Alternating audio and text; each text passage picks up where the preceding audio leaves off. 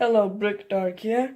Happy Mother's Day. To celebrate, I'm reviewing the Snowspeeder 20th Anniversary Edition from the 20 years of LEGO Star Wars line. It has 309 pieces, 4 minifigures, and retails for $40 in the United States. So here's Luke Skywalker in his pilot attire.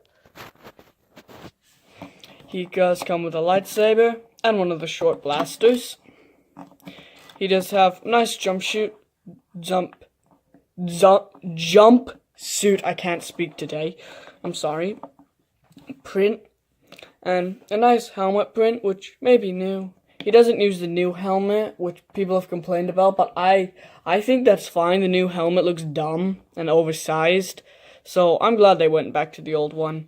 Just have a visor underneath, and then he has this really dumb expression on the other side. It looks like his eyebrows are missing, but they're actually, you can just about see them under the visor. The thing is, if you put this over, he just looks so dumb. The visor covers his eyebrows. I don't like that face print at all. I'm gonna keep it on this face print. But that's it for the Luke Skywalker of this set.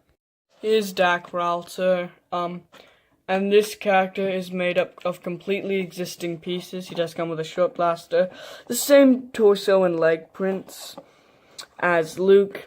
Comes with this very common print for the helmet and this extremely common face. On one side he looks happy and on the other side he looks angry, but if you put the helmet on he looks quite scared, as if he's just about to meet his demise, as in the movie, just like in the movie. There's not really much else to this figure. I like the jumpsuit detailing, and I like getting more pilot figures, as I love the dogfights in Star Wars, but that's it for Dak Ralter. Final standard minifigure in this set is just a Rebel Trooper, and he comes with this massive oversized blaster, which is one of the older blasters, which is cool. He does come with this pretty darn oversized helmet, which you can either have the goggles up here, or you can have the goggles on here. They look fine either way to me personally. Underneath, he has a pretty darn common face print. Does have a backpack as well, and some nice printing, including a key card on the front. The backpack does reveal a bit more back torso printing, which shows the more tan pattern and a few crease lines. But that's it for the Rebel Trooper. Our final minifigure of this set is the 20th anniversary collectible figure of Lando Calrissian. He does come on this small stand, which does say 20 years LEGO Star Wars, 1999 to 2019, Lando Calrissian on it. And this plate on the side can be used to attach it to other 20th anniversary figures. He does come with the old blaster, a simplistic face print, and the older style cape, which, if you turn that around, does reveal, it says 20 years LEGO Star Wars on the back of his torso, which I like that. People just can't resell this figure as the one from 2003. So I like that. I like that they did that. Anyways, that's it for the minifigures of the set. Let's take a look at the builds. So here's the Snowspeeder itself. It is quite similar in size to many other Snowspeeders. There are so many stickers in this set. It does get a bit annoying. But this is not a sticker, thankfully. We should be glad that this is not a sticker, because if LEGO makes this into a sticker, that's going to be absolute just hell to put on. I'm sorry, it just is. So we should be glad that's still printed. On the front, there is a sticker here, and some cannons on the front, some sticker detailing on the side of these wings, as well as another sticker here, and an engine. And the wings are identical. Underneath, you'll find some landing gear, as well as some spring-loaded shooters, which you just press down like this, and they shoot out. I like how they're placed, so they're not completely obvious. But I mean, a kid still probably could accidentally hit them, like that.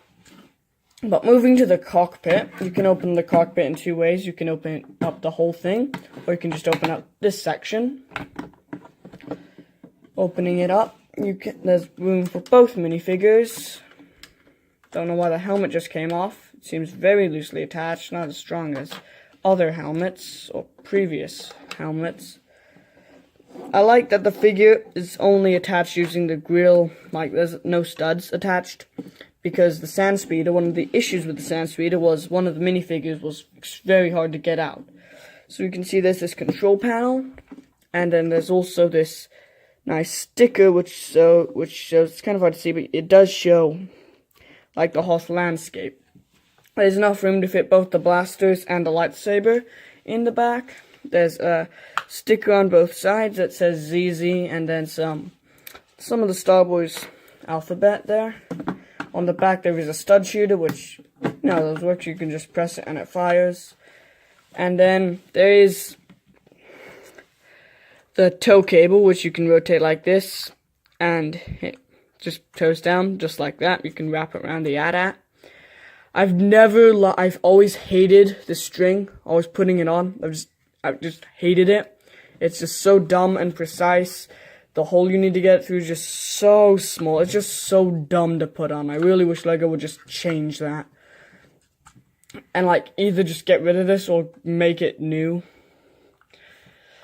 But yeah, that's pretty much it for the Snowspeeder. I do like how this is in the gray coloration, which is Luke's Snowspeeder, and not the orange coloration.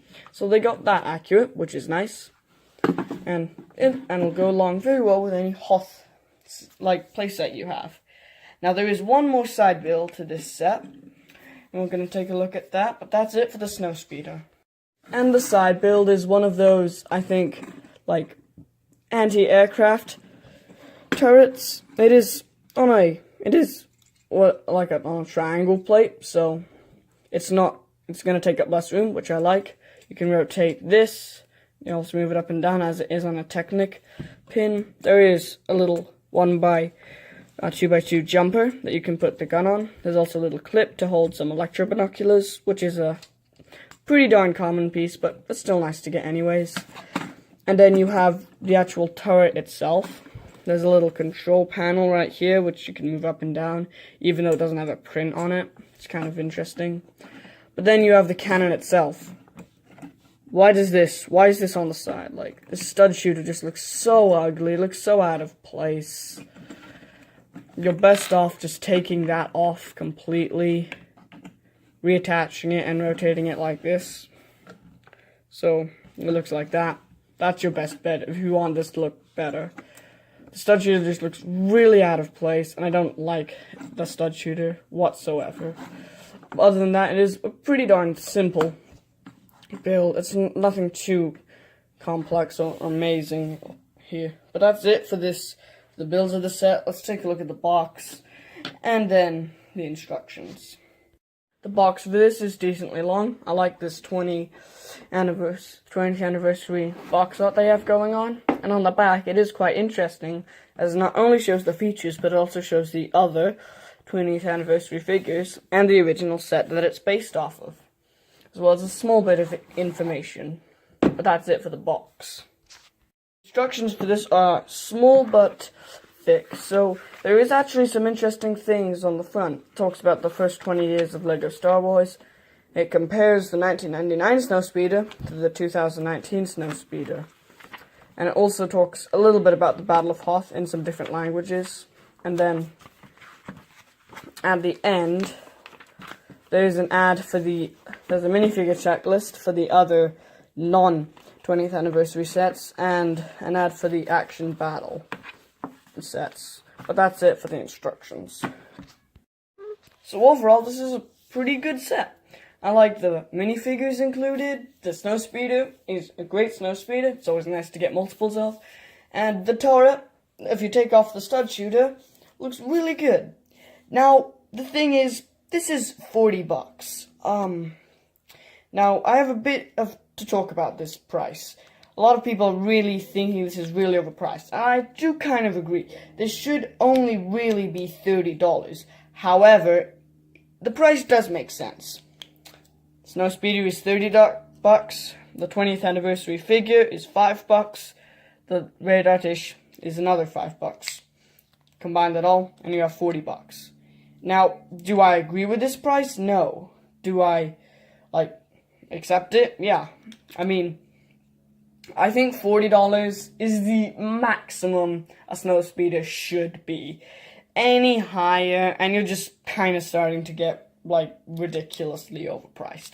But with all that considered, I'd still rate this set a really good 8 out of 10. It's a good set, and with only a few minor flaws, but overall, this is probably one of the better Star Wars sets of 2019. Like, this is infinitely better than the January wave, which was just garbage. Anyways, that'll be it for now. Hope you have a happy Mother's Day, and peace.